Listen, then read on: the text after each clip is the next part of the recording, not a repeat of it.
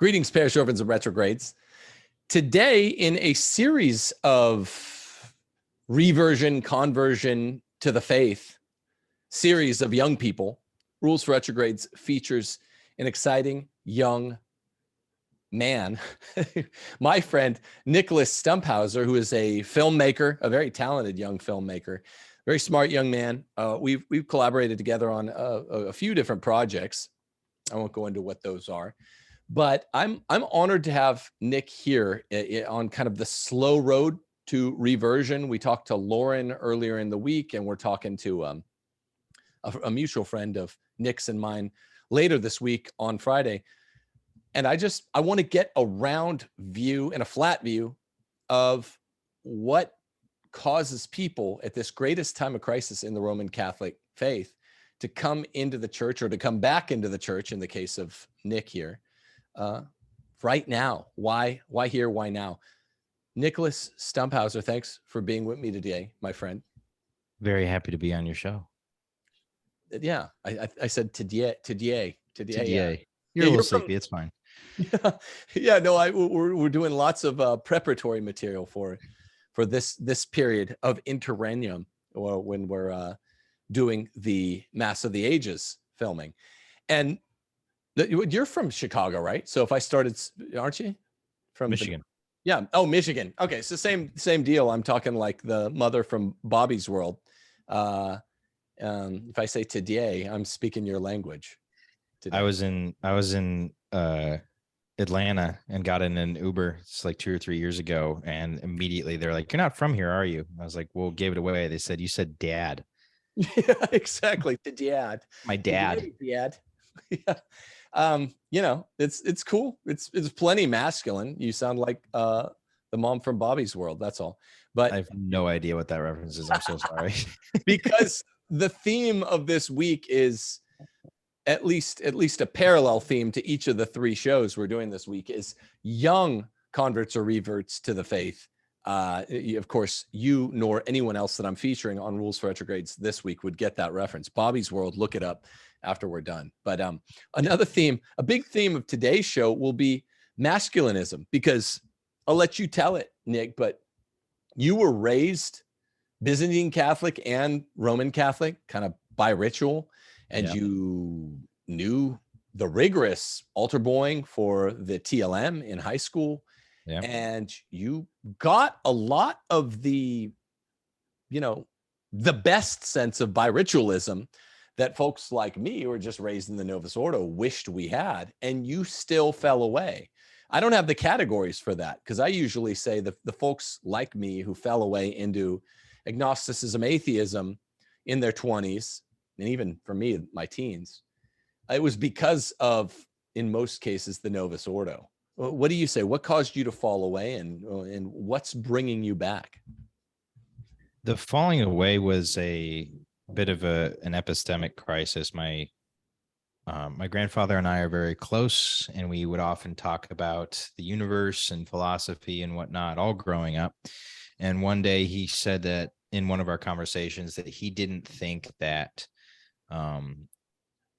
any law of nature or any axiom was unchangeable, that anything at any point in time could change, even the fundamental laws of physics or anything. You couldn't prove anything. And it was my first encounter, I think it was like 15, with I guess you could say agnosticism, but really like the fundamental destruction of Aristotelian metaphysics, that they're A equals A, we exist, existence exists, reason can acquire actual real knowledge. And I didn't have any of these pieces to put together at 15. It all exploded. It all just fell apart. And despite my Catholic education being full of genuinely wonderful people, well-intentioned, wonderful people, no one is smarter than a 17-year-old male. That's true. There just isn't. They're the smartest creatures in the universe. And so I started consuming tons of apologetic content, ended up listening to Dennett, Dawkins, Hitchens, Harris, all the wonderful 4 horsemen of the non-apocalypse. Yeah. And it just ruined me, man. It just, I just started thinking all kinds of silly, wrong things, but they are so compelling. And I wasn't able to get satisfactory answers from my theology or philosophy teachers. They were younger than you. They were like 35, teaching a 17, 18-year-old. So I just gave them hell and got really, really full of myself. And then eventually just sort of completely fell away. And then it wasn't until a few years later, the true sting of nihilism, I was really feeling it.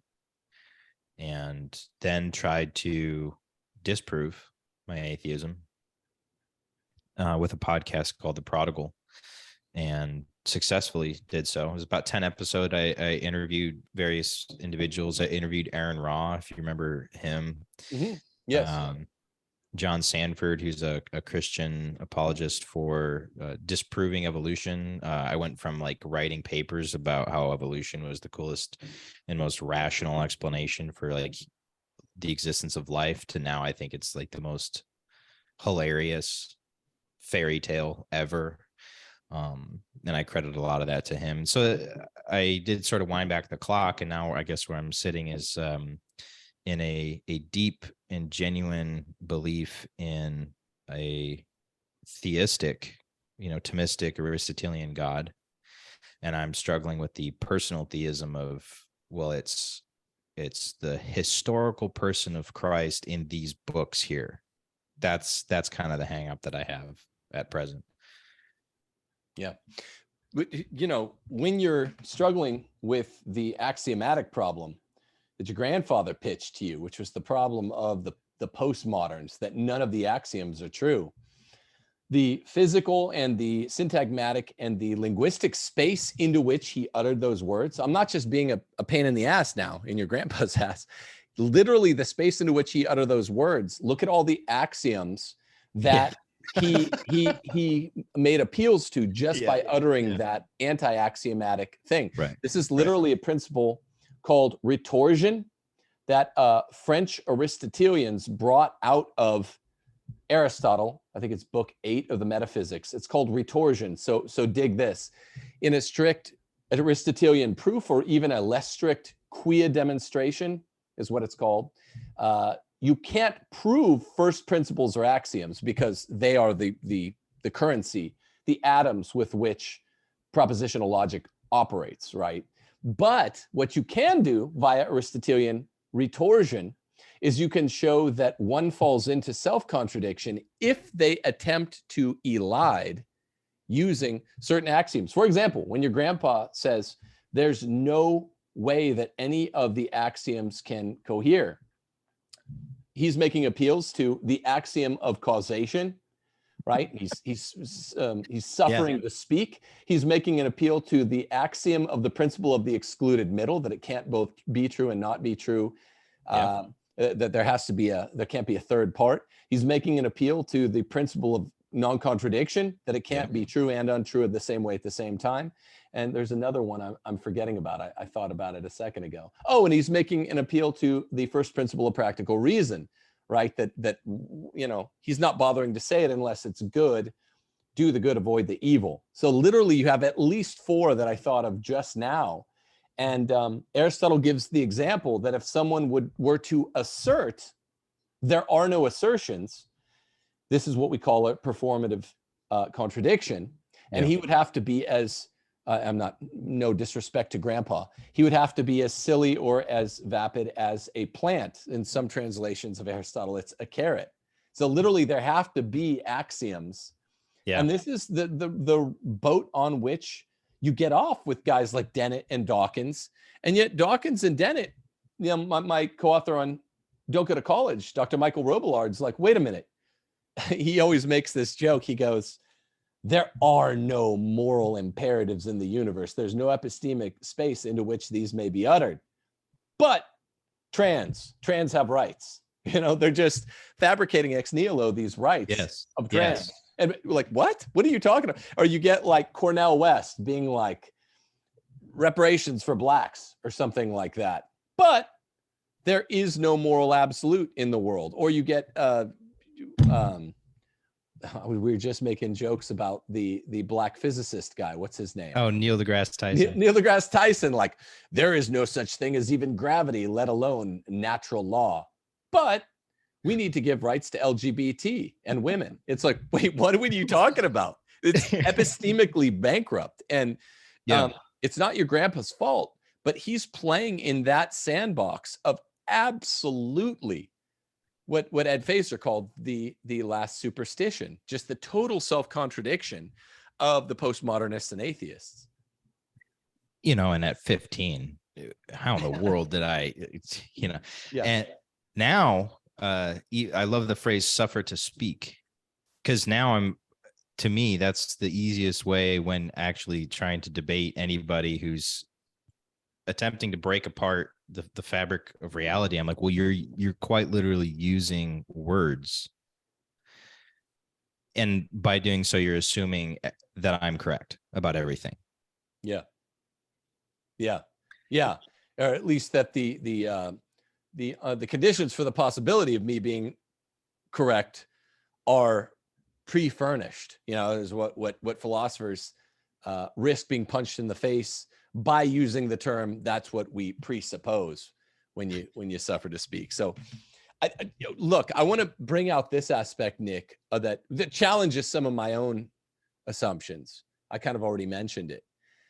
My view is that, I've said this before, I've been saying it publicly for about 4 years, that if I had been raised with the TLM or even Eastern Catholic, Byzantine Catholic, the way you were, I don't think I ever would have fallen away. No one can say, right? Because it's like a subjunctive reality.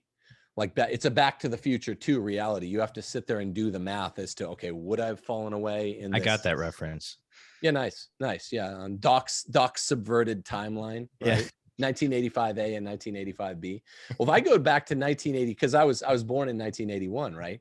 If I go to 1985A and 1985B, I often have it rigged up in my mind the way, no offense out there, people, because I'm a trad, but the way the simple trads do, where they reduce everything, they boil it all down to the liturgy. If I had been raised with either the Byzantine, I'm a Roman supremacist. I'm not going to lie, but the Byzantine is a good second option. I think most people would prefer it to the Novus Ordo. And immensely, yeah. It's something beautiful. It's gorgeous. It's absolutely gorgeous. Divine liturgy, yeah. But if I'd had either that or the Latin Mass, I most often think 9 times out of 10 when I think about this, I think, I don't think I ever would have fallen away.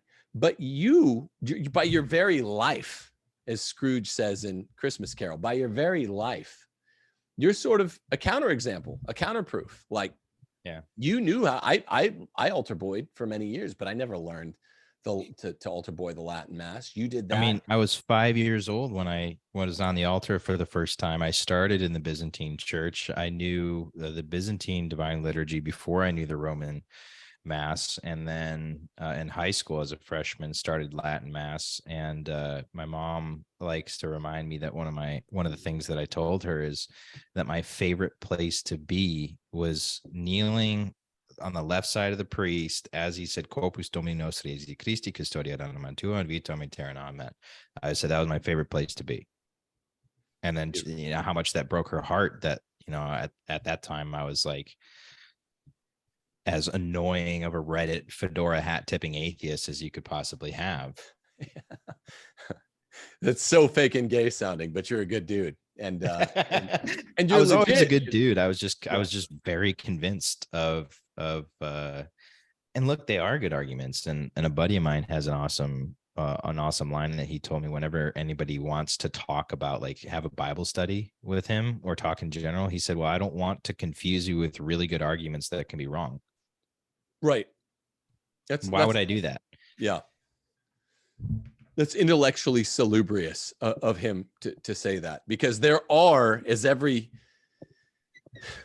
I don't know, philosoph, as every sophistic attorney out there knows, there are good sounding, very glib, even tight seeming arguments that are straight wrong.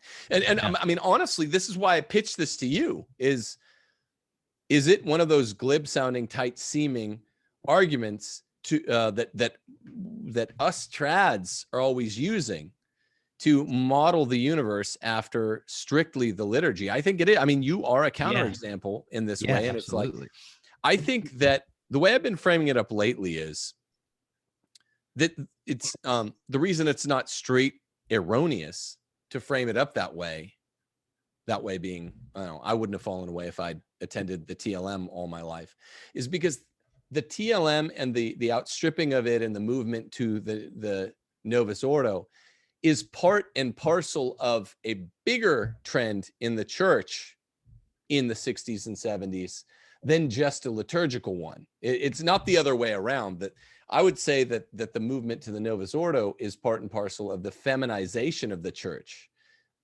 rather than the feminization of the church being part and parcel of the church moving to the Novus Ordo liturgically. And I think that if you frame it up in that way, you take the species to genus relationship and you invert it and you take that on board, then all of a sudden you could probably quite fairly characterize yourself the same way I would, because I was an atheistic leaning agnostic when I was 20, 21, 22 as well.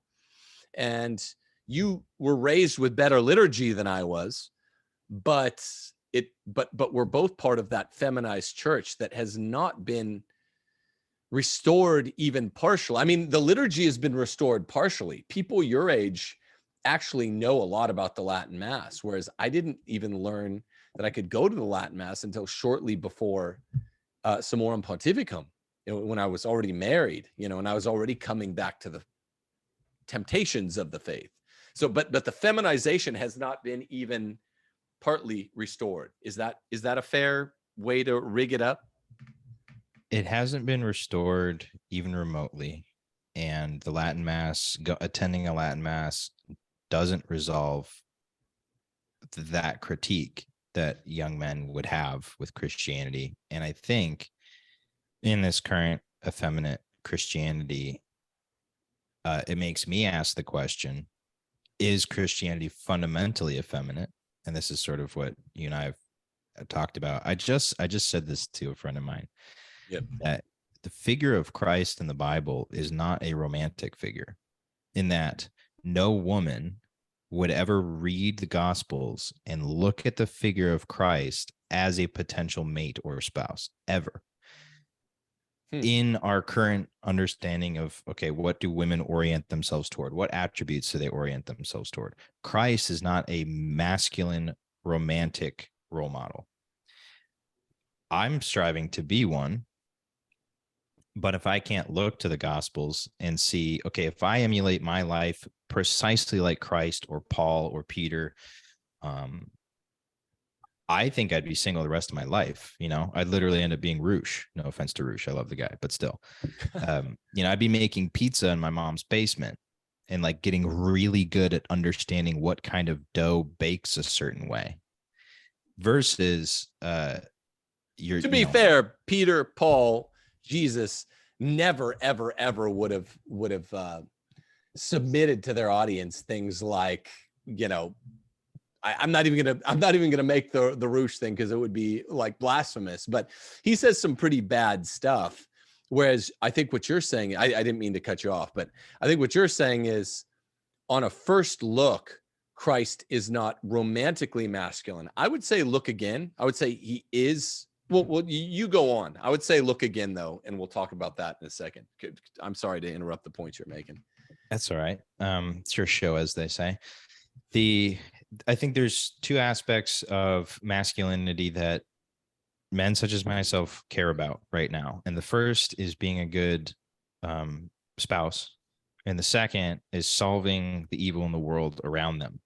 And I have yet to look to the figure of Christ and see how to be a good spouse in the overarching sense. Obviously, you have the selflessness, you have the underlying virtues, but in the overarching sense of like literally what you and your wife have written in your books, which I have on my coffee table, which we've been reading. And then the the biggest one is like they are raping our world, and we turn the other cheek, right? Like, our project, disregarding Christianity as young men, should be to find each individual person responsible for the rape and destruction of our world and make an example out of them and their corpses. That's what we should be doing. In any other point in history, we know this world is, in the words of, I think, Sam Hyde, this world is not dying, it's being murdered, and the murderers have names and addresses. But when I look to the Gospels, I don't see the message of go find them and make them pay and then set the world right. That's not what I see. So yes, in addition to like the specific question of, okay, how do I get from theism to theistic personalism? I also look at it from a utilitarian standpoint. Like, as a young man who's trying to both live and thrive in this world, how am I going to be a good husband, and how am I going to set this evil right? And just right now, maybe I'm reading it wrong. I can't see how to do that. Now, one last point. You yourself are a contradiction to my point, because you are doing both those things. You're a phenomenal husband. I admire you and what you've done with your family, and you're also setting the world right. So perhaps you can reconcile that for me. Thanks. Okay. Let me take those points one at a time. And thank you, Nick. That's kind of you. Okay. The first point about Christ not offering, because he's celibate. So in his celibacy, he doesn't offer explicit exemplariness for future male bridegrooms. I think I can counter that easily. Your second point about red-blooded, high-T masculine dudes like you and me wanting to revenge ourselves on the world. Yeah. I'm not trying to mischaracterize your point, but I'll speak for myself there. And I know you visited us at our place a month and a half ago or so, and we were talking about this kind of Sam Hyde's point, wanting to revenge ourselves on the world. That Christ can't indulge us. Okay, so let me go through these one at a time. Sure. Jesus need not be, I know it sounds like a stretch at first, but it's not. Just bear with me. Jesus need not have forsaken celibacy to teach me how to be the ultimate man who's not celibate, the man who's married to one woman. Ephesians 5, the husband is head of the wife as Christ is head of the church, his body, and is himself its savior. Now, this doesn't mean that me, Tim, is the soteriological savior of Steph, who you know also. It means I'm literally in real time, in place and space, history. I am to be the savior of my wife and my kids. If we're filling, we're going to hit the road, not too long, fill up at the gas station, and some guy comes by, I literally use my body as, a bulletproof vest between the assassin and my kids or my wife. As the church submits to Christ, so wives should submit to their husbands in everything, because of this tremendous way that the Lord Jesus wired up the universe. And he's our model in that. He's our supernatural savior. Husbands are the natural saviors of their family in places of danger. 1 Corinthians, where is it? We are the head. Every man who prays or prophesies with his head covered dishonors his head. But every woman who prays or prophesies with her head uncovered dishonors her head. It is the same as having her head shaved. So, and then it ... in 1 Corinthians chapter 11, verse 3-7, man is the image and glory of God. Woman is the glory of man. So we are kind of a mediator between God and our wives. And that's precisely what it means to say that man is the household priest. In 1 Peter 3, Nick, verses 1-6, I'm going to read 4, 5, and 6. Wives, wives in the same way, submit yourselves to your husbands, so that if any of them do not believe the word, this is how wives can help out husbands, they may be won over without words by the behaviors of their wives when they see the purity and reverence of your lives. I've skipped forward a little bit. For this is the way that holy women of the past who put their hope in God used to adorn themselves. They submitted themselves to their own husbands, like Sarah, who obeyed Abraham and called him her Lord. Now, this is, of course, St. Paul, but you kind of lumped him in with Jesus. Colossians chapter 3, verse 18, wives, submit yourself to your husbands as is fitting in the Lord. So there's always this Christological, ecclesiological analogy with 4 analogates: Jesus, the bridegroom; the church, the bride; actual bridegrooms like me; actual brides like Steph, since you used that as an example. Ephesians 5, verse 33, not a controverted one. Each one of you must love his wife as he loves himself, and the wife must respect her husband. We owe love, the wives owe respect. That's different. 1 Peter chapter 3, verse 7. I'm hitting this like a Protestant, all scripture. Husbands, in the same way, be considerate as you live with your wives and treat them with respect as the weaker partner, just as the church is the weaker partner of Jesus, and as heirs with you of the gracious gifts of life, so that nothing will hinder your prayers. So this is serious stuff. I'd like to point out how this is unfair because you have notes. Yeah, no, I know. It's totally unfair because I've and these are notes built on, I mean, these are bibliographies from 2 books, a book I wrote and a book I helped to edit. Literally I'm just have saying, no chance. Yeah. Well, but I want you to take heart, because as to your concern A, you shouldn't be concerned. Jesus, he shared everything with us. He is the ideal man. He shared everything aside from sin or the corporal aspects of concupiscence, any aspects of concupiscence, in this case corporal. So he was celibate. That doesn't mean that he can't be the ultimate man, the ultimate example of man. Now, B, God says, "Vengeance is mine." This is all over the Old Testament. Before we go to B, can we stick on the husband aspect? What about success? Because Christ speaks about money to the rich man. He says, sell everything. And he also says that it's essentially impossible to enter the kingdom of heaven if you're wealthy. Not impossible, but damn near, because of the conflict of interest that generating wealth often creates. But as a man, I also hunger for success, for wealth, for influence, for power. I want to control my environment. I want to make it safe and good.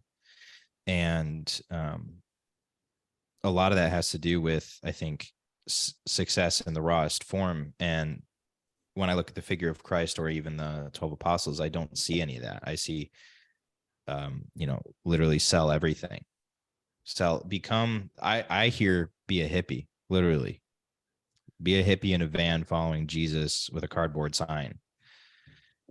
None of the apostles had vans. That would be, if I were doing this the way like NBC or CBS refutes arguments, they'd be like, well, did the apostles have vans? Next. No, it's a good point of distinction. And I've struggled with that too. Number one, in this analogy of Jesus, it's as hard for a rich man to make it into heaven as passing through the eye of a needle. Do you know what the eye of a needle actually is? Yeah, of course. In the Middle Eastern towns, particularly port towns, to get in, there's a narrow wedge into the city, usually next to a mountain, and it's called the eye of the needle. So if you're traveling by camel, all of the goods, all of the freight would have to be taken off and inspected one by one. And so there's this very real distinction that Jesus is making. If you want to make it into heaven, a rich man can. St. Thomas Aquinas writes on this extensively with the Aristotelian virtue of magnificence. It doesn't actually need to hinder you. You just have to be willing to shed it. You have to be willing to shed it. You have to not shed it, and also take each and every good off and justify it. Have it be inspected. How did you generate this wealth? See, that's, you know how frustrating it is for me to hear a good explanation for this after all these years? Yeah. It's infuriating. It actually pisses me off that it's taken this long to get to a point where somebody says, well, the eye of a needle is not the eye of a needle. in a camel, right? Because that's ludicrous. That's Right. a silly thing to say. It's actually here, this geographic point, and also you can be wealthy, and St. Thomas writes about it. Like, Right. it's just, it grieves me, because so many people are probably led astray by the same things that literally up until 8:20 p.m. on September 28th did I hear a even remotely reasonable explanation for that. Well, me too. And it's a trad priest that shared that one with me. And then in my research for Catholic Republic, I found even good Calvinist ministers. There's one called Baxter, who they felt even more compelled to either refute that ostensibly damning claim to the rich, against the rich, or to just all be a bunch of hippies following around Jesus in their VW vans, just like the apostles did. And this guy Baxter said, no, wealth is perfectly fine. I think he even begrudgingly cites Aristotle, because the Protestants don't like Aristotle. He's the buffoon who ruined Christianity, to borrow Luther's joke. It's possible to have it all, but kind of like the eye of the needle, it must be worn like a light rather than an iron cloak. So if wealth is properly disposed of, and one is properly disposed toward it, then it actually should be an aid in the material life. It should be an aid in the spiritual life. It should be an aid in getting you into heaven, because you I can think do so. more good with it. But Well, it shouldn't weigh you down. It's a Fight Club thing.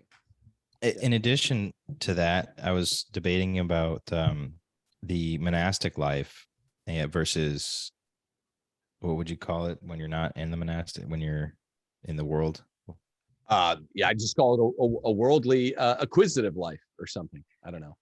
Yeah, and I was getting sort of irritated with the proposition that, well, okay, if you're a monk or a nun, right, you're holier, you're more righteous because you have less interaction with the world, less chances of sin, fewer temptations.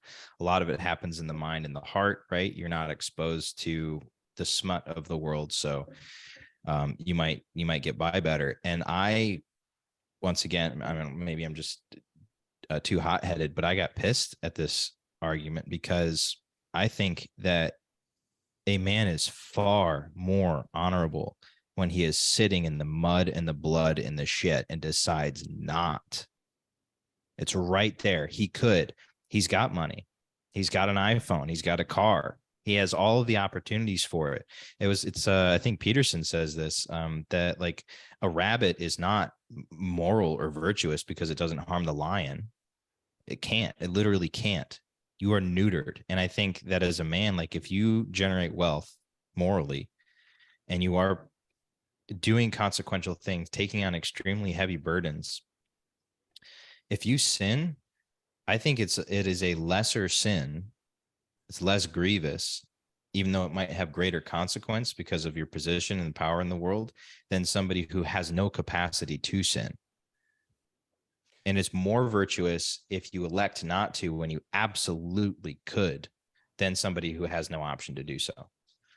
Yeah, this is an interesting paradox that I'll grant you. It arises out of Jesus saying, look, if your right hand causes you to sin, cut it off. In other words, avoid the occasions of sin. I do think that this passage has not been put into its proper context often enough, because I agree with you. And actually, the moral teaching on the disposition of sin, I'm teaching the Baltimore Catechism. For every sin, there's a subjective component, an objective component, and a kind of mixture, subjective, objective component. There's three. And so, like the first time you do heroin, if you do heroin, not that people out there should, it is more gravely evil because of the subjective component. You're not yet addicted. Then the 100th time, when you're completely subjectively addicted, it's less evil an act then. And similarly, yes, there is something to what you're saying, Nick, about avoiding the occasions of sin. Actually, I don't know how this squares with being a monk or a religious. I'm not so much addressing that. I'll have to think about that one, in all honesty. But just avoiding the occasions of sin means that you're refusing to live in the world but not of the world. It means, look, I, at this point, don't have the Aristotelian temperance to be around thus and such without partaking of it in a sinful way. So I do think there's something to what you're saying. I said this when we were talking about like doing a total iPhone fast, because other Catholic influencers do a total, I go without my iPhone or whatever for X amount of time. Lots of them do it. And I'm like, but many of these same influencers seek out Aristotle to inform their shows. And Aristotle says, look, temperance means you can have an iPhone without being on it all day, without ignoring your kids or getting caught up in porn. That's what the truly temperate man would do. So I agree with you. And there is some sort of teasing out in the moral theology of a Catholic that needs to be done there that doesn't get enough coverage, where it's like, avoid the occasions of sin if you're near the edge. Well, it lends itself to being impotent as well. Like if us as Catholic men really want to do any good in this world, and that does lead to the second question about vengeance is mine, but if we really want to do anything good in this world, we have to be immensely powerful. We have to be superior in wealth and in intellect and in position and in status. We have to be, because our enemies own money itself. They own the government. Voting's not real. None of this is real. And so if we want to at least protect our area, like, you have to have that level of power, and you don't get that power by saying 5 Hail Marys before you go to bed, reading your Bible, and just like really hoping you don't touch your pee-pee. Like, that's not how you're going to get there.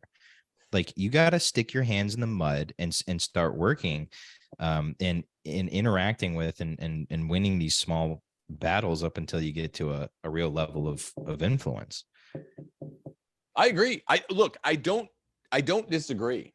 And I just say it always sounds like a cop-out, some sort of Hegelian cop-out, but I'd say it's a both and, not an either or. And that's what the faith, I think, discloses, is a both and. It's like, look, be Charlemagne, be Constantine after he actually converted, be Charles V, say your rosary, but also be powerful. And this is why so many Catholics are excited once more about, monarchism, which is in theory the ultimate best form of government when you have a good man to do the job, because he can be extremely virtuous, the most virtuous man in the land when monarchy works as it's wired to do. And he's powerful, and he can create a Catholic culture across the land, because a Catholic cult, and here's the wedding of the 2 points that I think you're after, Nick. When you have a combination of worldly power by a virtuous man, worldly power by a virtuous man, then all of a sudden you can set the conditions for the possibility of a true Catholic culture that will capture the minds and the hearts of all the morally mediocre out there, that otherwise, with a more dangerous, wicked Luciferian culture, which is what we have, those people will be the ones to slip into the cracks. And that's what I meant by, with real wealth, with real power, a truly good man can do real good. And I don't, the faith does not contradict you, my friend. I mean, Constantine in the Eastern Orthodox Church is revered as a saint. His mother's revered as a saint in both the Orthodox and the Catholic Church. Charlemagne is a hero, no matter what you think of him. Charles V, all these powerful men, all these powerful Charleses, they exemplify that the faith does not contradict the point you're after. Well, But then now, it begs the question. Well, actually, I don't want to use that incorrectly. Does it beg the question? What does that mean? You had a post about that. Oh, yeah. Say it. To say it begs the question is a formal fallacy, right? It's like, I'm not here to make formal fallacies, Tim. Please disabuse me. Yeah, I always tell people, say beggar the question, because begs the question is if you're like, there are 2 miners in the woods, they stumble across 3 pieces of gold. A says to B, that's 2 for me and 1 for you. And B says, why is that 2 for you and 1 for me? And then A says, well, because I'm the leader of this outfit. And then B says, why are you the leader of this outfit? And then A says, because I have 2 pieces of gold, right? That's a petitio principio, begging the question. But I knew what you meant, because everyone says it. We're changing the lane. Or just say beggars the question, so you're not. It makes me wonder then. If what are we even trying to, like, is the Perusia upon us? Should I be trying to stack cash and influence the world and really change things for the better? Or should I be buying 5-gallon jugs of queso and hunkering down because it's all coming down very soon? Well, I don't think I would never tell a man in person or over a screen not to buy a 5-gallon jug of queso. It's just a good idea no matter who you are. If we had Jesus on the Zoom call, he'd be like, bro, get the 5-gallon jug of queso. Do it. And avoid all instances of sin in your life. You can do both. I feel like it's effeminate to give the both and answer, and I don't like that, but it's really the case here. I do think the Perugia is not far away, though. What does that mean? It could still be 3 generations away. I do think we're somewhere near the end, given what I mean. I was talking to a very, very, very well-respected theologian of position the other day. I won't say who it is, and we were like, okay, Pope Francis, it doesn't not feel like the great apostasy at the end of the time. Like, no one wants to say like this is probably the end of time coming soon, but it doesn't not feel like that. So I mean, like, if this were the great apostasy, do you think it would feel worse than having Francis as Pope? No. Do you think it would feel better? No. I think it would feel just like what it feels like to have Francis as Pope. So that's not me saying I'm positive the Perugia is nigh, but it's probably pretty close. So just come into the faith, man. Come back into the faith, and then we'll eat 5-gallon jugs of queso together. Yeah, but the thing is, I'm not certain, and so I think it's really worth gambling with my eternal soul on my own my own 24-year-old intellect, bro. Yeah. I think I just have to really answer every question my 24-year-old mind can come up with before I submit to the King of the Universe. So right. So wise. That's what I say.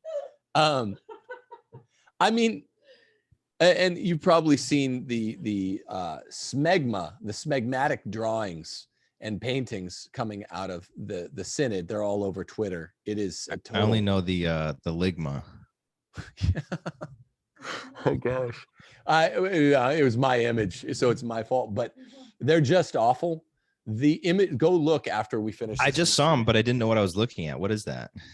It's like pride stuff. There's a woman, and it says queer over her. I thought they didn't like to be called queers, but it says all kinds of like graphic novel art with all kinds of freaks and weirdos and gender dysphorics that are allegedly at the peripheries of the church being brought in. It just makes me think a little bit more. I'm never quite sure, but it makes me closer to preponderant when I look at the evidence and add it all up, that we are close to the Perugia. And I just think, man, the main reason, if me and you are right today, that it's really the effeminacy of the church since around Vatican II. All 4 female doctors of the church were brought in after Vatican II, by the way, Nick. That I think that's what kept me and you and so many of our friends out. And you're almost a full generation younger than me. But it's that young men want answers. You were texting me the other night about what's Anselm's ontological proof. It's really the best one. It's just the least understood. It's a very masculine thing to do. It just hit me. Yeah, it just hit me the other day. And I did read Phaser's blog post about it. As per usual for philosophers, he's not brief, but never. It did, for some reason, it just all started clicking into place with Anselm. Look, man, if vengeance is the Lord's, to what degree ought you and I really be laying into the injustice and the pure degeneracy and the evil? Yeah. Well, here's the thing, and this is the coupling. You combat the degeneracy of the world, you fight for the Shire like the hobbits, to the extent that the control over it ultimately is determinative of more souls going to either heaven or hell. And it is a real thing. Like, you fight for the Catholic culture, and you'd love to have a Charlemagne or something like that, not because of the spirit of vengeance, which both of us feel, but under the principle of double effect, rather, because with the Catholic culture in place, all of the crusades, except for the fourth, are officially recognized holy wars, by the way. So the church acts embarrassed by that stuff. Yeah, it's based. The church, for its embarrassment of riches and things like the crusades, it actually hasn't condemned these. These are holy wars. So that proves that there is some reasonable distinction, Nick, between the kind of what you're mistaking, I insist, as effeminacy of Christ and the early disciples and the first apostles and the first 3 centuries of Christians, who were basically just Benedict option. And because they didn't have the culture, they're just in a Jewish section of the Roman Empire. They were minorities within minorities. There's that. But then after Constantine, after the Edict of Milan, they had a majority, and they had a demographical majority and a political majority and political power, not just influence any longer.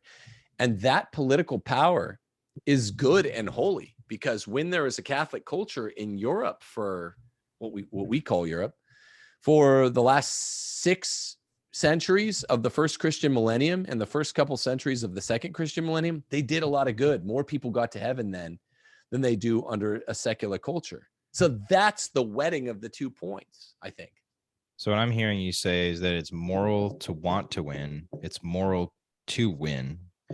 And that the version, regardless of how, if Jesus is coming next Tuesday or in 3 generations from now, and the way that you do that is by instantiating a Catholic culture.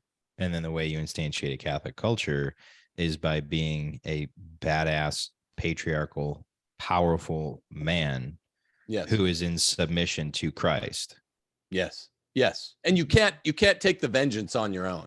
We need to beat these guys, the Luciferian elites.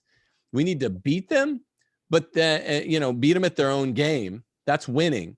But then there's not, grounding them into the dust. Then let, it sounds gay, procedural due process take over, and that doesn't mean that is gay. That the individual nation states don't hold the power of prerogative. Pope Francis and John Paul II, I can say as a Catholic philosopher, I don't talk on ecclesiology because I don't know much about that. So when Diamond debates Cassman, I can only say what I think, as a non-expert. But I can say that Francis and John Paul II are formally wrong under Thomistic action theory about the death penalty. We can still have our nation states dispose of wicked men under something called the prerogative of the prince. The state holds an extra power to use the death penalty that is holy and good, that ordinary citizens don't have. All I'm saying is, once we beat them, assuming that we do and that we can this side of the eschaton, which I'm not sure about, guys like you and I aren't allowed to take vengeance individually. That's either for the prince acting under the whole sovereign power of the people, or leave it to God at the end. But no, winning is masculine, and the Catholic spirit is Christian masculinism. Well, it's even 2 thoughts. It's even cooler to be able to slit their throats and not because not because you're like, I'm just better than you, but because what you built around you is so indestructible that it literally doesn't matter whether or not they live or not anymore. Right. Because they're impotent. We make them the impotent ones instead of what do we have now? A Christian culture with a bunch of henpecked, emasculated, cuckolded Christian Ned Flanders guys. And that's what it's taken to be a Christian. And we make them into the eunuchs. We make them into, like Saruman after 2 Towers, right?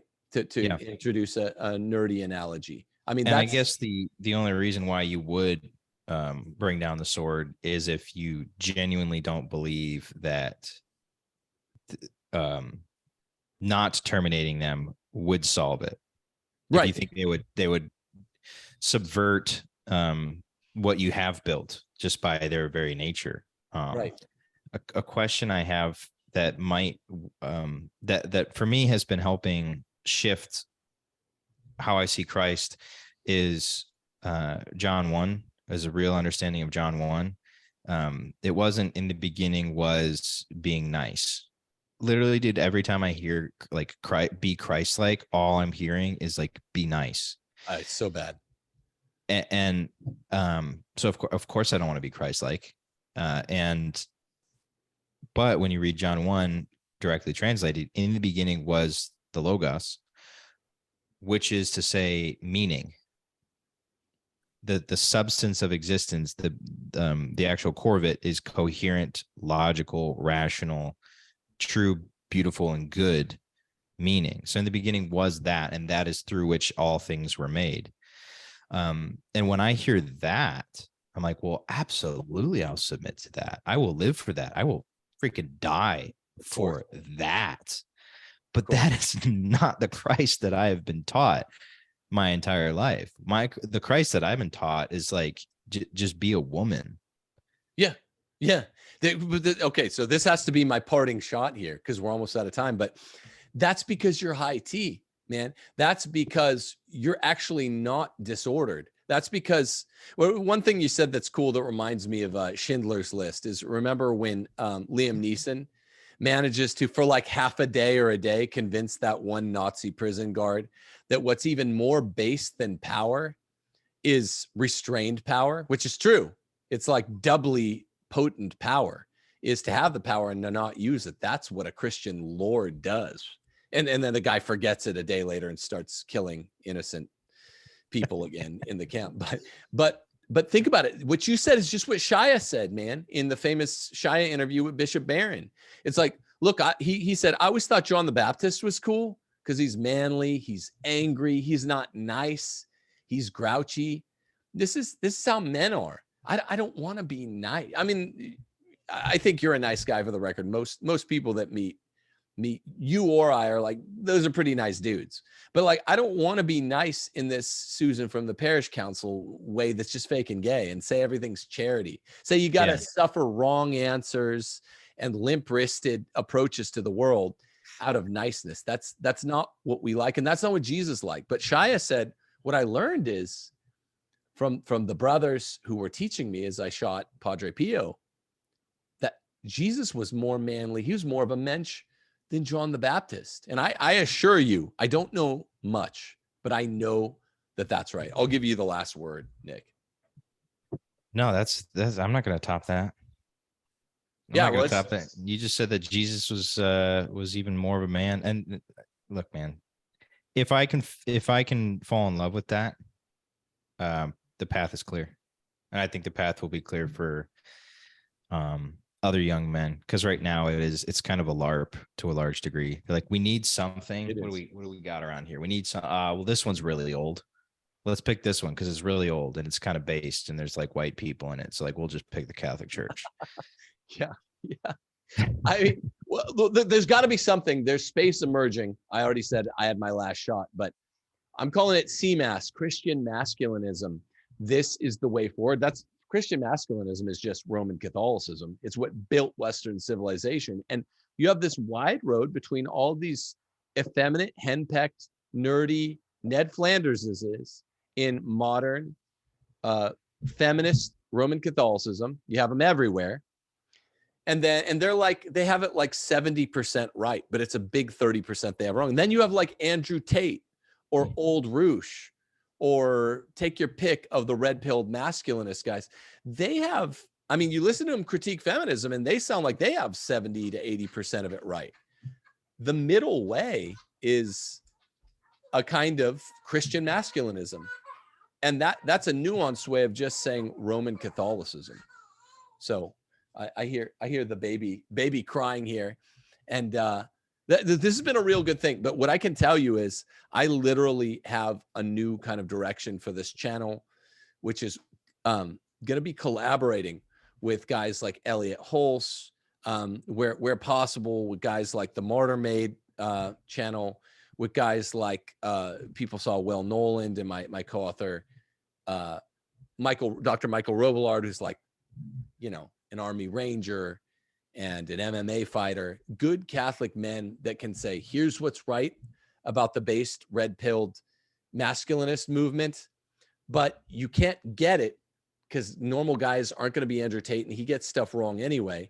And here's what's right from even the Christian Ned Flanders guys. You got to combine them and show the way forward is with true testosterone meets virtue under the cross in the sky that Constantine saw when he conquered all the world.